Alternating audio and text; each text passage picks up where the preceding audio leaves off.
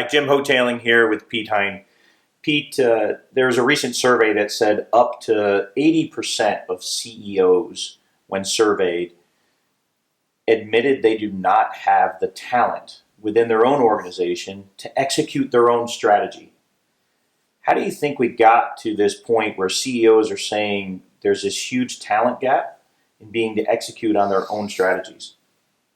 Well, Jim, let me first share with you that I thought that it was a rather shocking outcome. And I think you can look at different ways at it. At least the good thing is that the CEOs are conscious of the importance of execution vis-a-vis the strategy. Yeah. So I think that's very positive.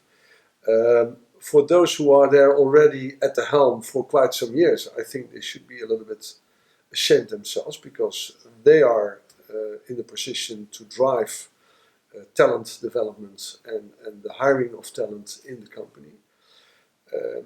I must admit, selecting people is maybe one of the hardest parts of our job.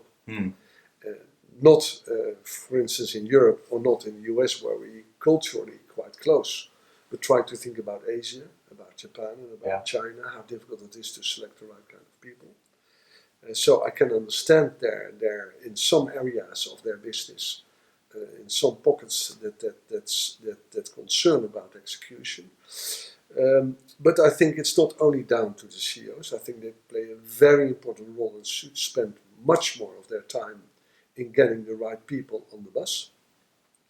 But secondly, I'm also concerned about the business schools and about how we train our people.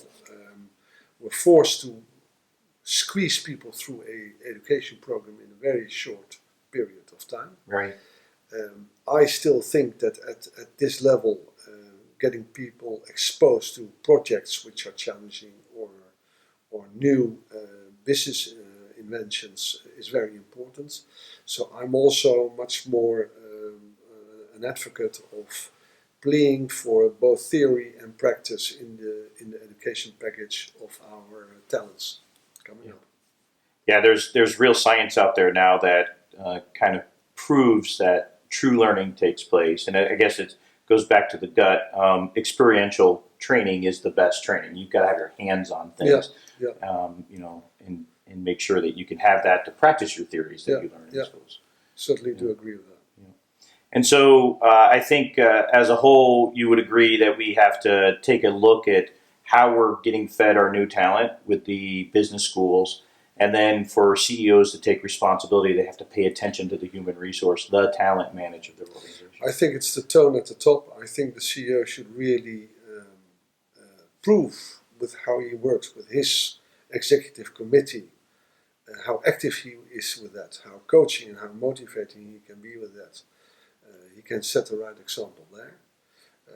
I hope that people are also rewarded for the way they do that themselves. So the people reporting to him should also be rewarded in the way how they deal with the subject.